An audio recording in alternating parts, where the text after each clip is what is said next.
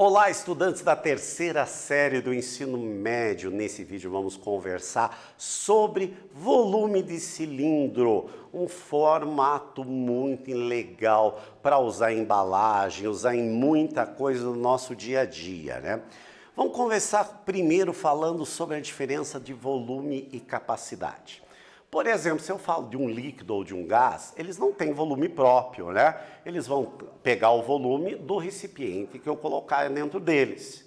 Mas esse recipiente, ele também tem matéria, concorda comigo? Então, portanto, a parte interna, onde eu coloco o recipiente, é exatamente a capacidade dele, tranquilo?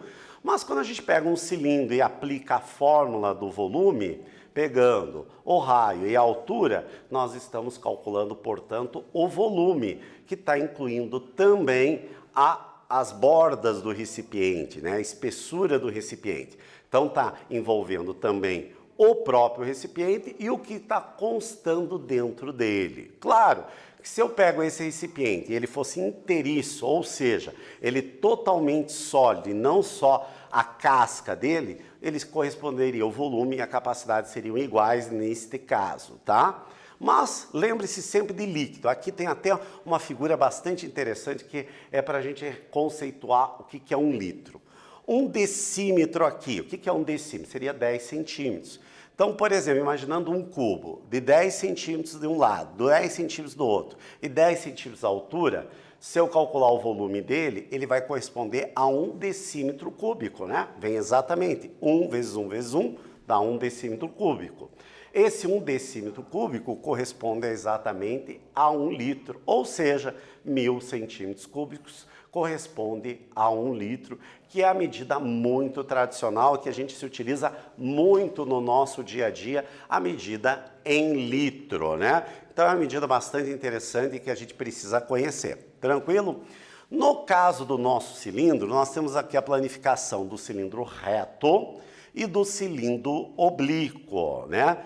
O que nós vemos de diferença? As bases, as duas bases são exatamente iguais, há uma pequena diferença no quadrilátero aqui, que vão formar a área lateral. Porém, aqui é um retângulo, aqui é um paralelogramo, a forma de cálculo dos dois vão ser exatamente igual, que é a base vezes a altura. A base vezes a altura. Imagine o seguinte, ó.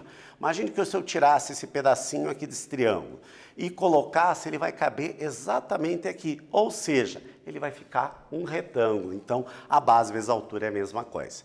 Só lembrando que aqui esta base aqui, tanto no cilindro reto quanto no cilindro oblíquo, ele vai ser a circunferência em torno do círculo da base, que é 2πr. Então, portanto, 2πr vezes a altura vai dar, portanto, a nossa área lateral. Então, a área lateral, 2πr vezes a altura. Tranquilo? A área da base que a gente já conhece é πr ao quadrado. A área total é a soma da área lateral mais a área da base. Aqui nós temos a condensação, substituindo aqui, se eu colocar em evidência o 2πr, eu posso ter essa fórmula aqui da área total, que multiplica H mais R. Tranquilo? E no caso do volume, tanto o volume do cilindro reto quanto o volume do cilindro oblíquo, vai ser a área da base vezes a altura, e não vai fazer a diferença. A área da base é πr ao quadrado e a altura simbolizamos por H. Portanto, o volume do nosso cilindro vai ser πr ao quadrado vezes a altura. Tranquilo? Na hora de aplicar, só lembrar, né? O raio e a altura combinar. Se os dois estiverem em centímetro, tem que estar os dois em centímetros. Em metro, o outro também tem que estar em metro, e assim sucessivamente.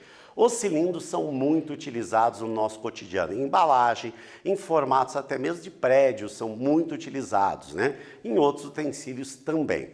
Nesse vídeo a gente falou especificamente sobre volume de um cilindro e as aplicações que ele pode ter. Espero que vocês tenham gostado e até breve, pessoal!